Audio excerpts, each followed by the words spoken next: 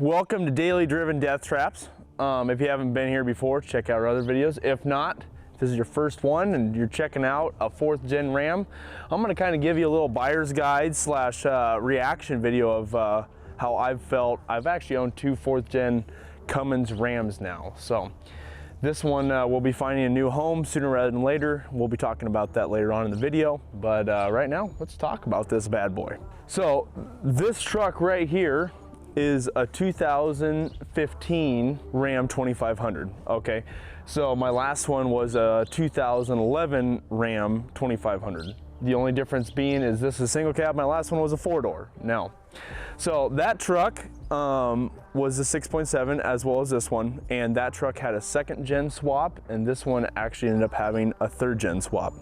So kind of right now I'm going to address what I enjoy about this truck. Weirdly enough, I became kind of a Cummins guy from, I actually bought a 12 valve for a engine swap. That was going to be my first idea, and that was the first thing we ever did on the channel. That was the first like expensive engine I bought for an engine swap. So when I was looking for a big 2500 to buy, I kind of course went for the inline 6. So what in the heck? Went for the big inline 6. So the 6.7 is what I went for, and you know, all in all, it's been a pretty decent engine. But my biggest complaint on these is basically the turbos. So on that rig, it had the 2nd gen swap because the same thing happened to it that happened to this one. The VGT gave out, and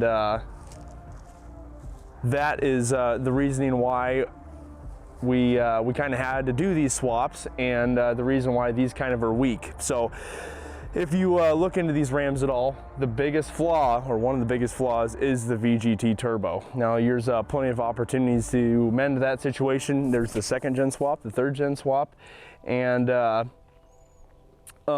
well as a drop-in turbo is what they call it. So that is kind of one of the biggest flaws, and especially on this truck. I drove it home from buying the truck actually, and the turbo actuator went out right when I was driving it home. So that's definitely one thing to look out for. And if and when you're buying the truck, especially the diesel, you want to get yourself it's called a CTS Insight. So I have one of those. The last truck had one of those. That is kind of the one way I figured out that the turbo was going out. It has a turbo position little option where you can see where the turbo's actual actuator and VGT is at. So once it gets stuck, you're kind of shit out of luck, and it's time for you to get a different turbo.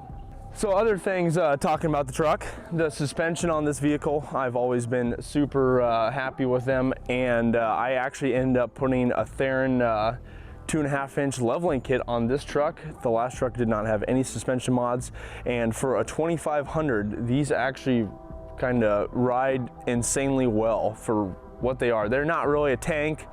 Most I've ridden some Fords that just will beat your teeth out, but since this kind of has the coil in the rear, being the 2500, the 3500 does have the leaf springs, but the 2500, it does ride very well. So this guy actually rides, I wouldn't say like a Cadillac, but it rides much better than any other 2500. That being said, this Theron kit, this cost me about $1,000. So if you're a car guy like us looking to buy a Ram and do a leveling kit, totally would recommend this, because as soon as you put one of those puck style leveling kits in these trucks, they actually offsets the geometry of the front end and pushes it one way or another, especially if you get the cheap rough country or stuff like that. This one fixes the geometry with the springs, as well as who doesn't like a nice Fox shock. So if you do have the money and you do have the know-how, I would 100% recommend getting the actual coil and shock set up, because it actually made it a whole new truck in the front end. Now this truck, Alex and I went ahead and deleted it when I first got it, which is completely illegal. Don't do that, disclaimer. And we ended up putting 5-inch exhaust on it with full EGR delete. Now that was, we put that on when it still had the VGT turbo on it. But that being said, it kind of didn't help the circumstance. So the lower mileage your 5th gen is, if you're looking to buy one, the more I'd recommend deleting it. It's not legal. Deleting it and kind of just clean up all the emissions things, because really these trucks are, when they're sucking on basically their own exhaust through the EGR, and they're kind of just limited in the exhaust system with the diff, it really just pulls away from that engine so much. So after we deleted it, it was a different truck. I can't tell you for stock wise because I only drove it when the VGT was going out. If and when you do delete it and you decide to do a 5-inch exhaust, I love the 5-inch exhaust, but you might want to look into getting a muffler. You're going to wake up the entire United States when you start it. That thing's so loud. How's this guy doing?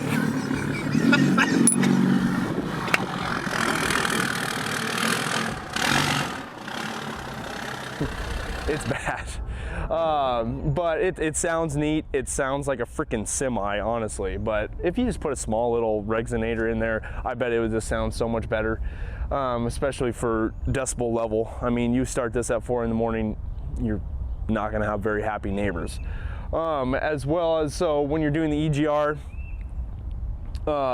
you just kind of, you can't find the kit really anymore because it's kind of illegal. So a lot of companies that you sell it aren't selling it now. So these are the exhaust and the EGR had to go through eBay, which aren't going to be the most quality parts, but they did work, and it was thoroughly cheap to delete this truck, and it is working. So would I recommend eBay parts? Yeah, you know what? Yes, I would. For the price, why not? You know, plenty of other companies are charging much more to do a lot less, and I came out pretty good doing that. So, should you delete your truck? Absolutely. Is it legal? No. If you're buying a 6.7 brand new, or, well, you can't really buy them brand new. But if you're looking at this and you're buying a brand new one, you might want to look at deleting it. It's going to help you in the long run. I haven't really looked into how many of these new trucks are having VGT problems, or if they even are. But I know these, I belong to one of the forums for the 4th gens, and that is the freaking biggest issue. Now, comfortability of these trucks, they are actually thoroughly comfortable for long drives, other than the drone of the exhaust. That's my fault. But the interior, that 4-door one I had, it was a 12. It had a different interior, but it was just as nice. The electronics, I don't really hear too much going on, just because Uconnect has been in every, basically every Mopar vehicle of that generation. So they have their issues. I mean, just like every infotainment center, they all have their issues.